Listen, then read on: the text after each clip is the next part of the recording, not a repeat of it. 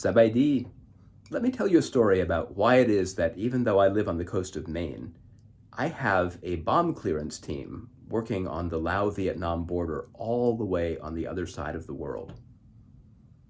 The story begins 15 years ago.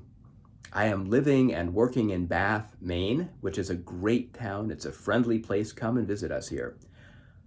And I'm really restless. I really want to try and experience and taste and see something really different.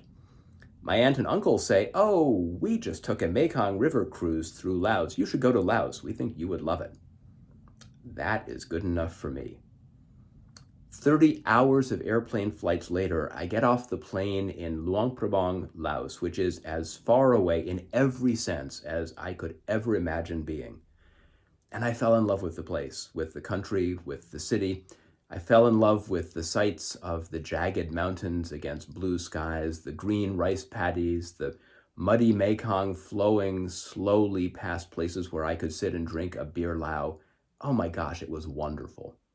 I fell in love with the people. I began to meet people because I could do some volunteer English language conversation tutoring, and that means you get to talk to people. Over the years, I went back again and again. I began to learn more about the country.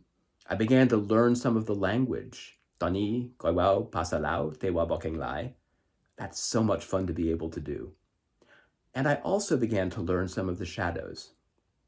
I learned, for instance, that during the Vietnam War now 50 years ago, the North Vietnamese used Lao territory to slip supplies and troops into South Vietnam, and the United States responded to that by dropping bombs on Lao territory for a decade.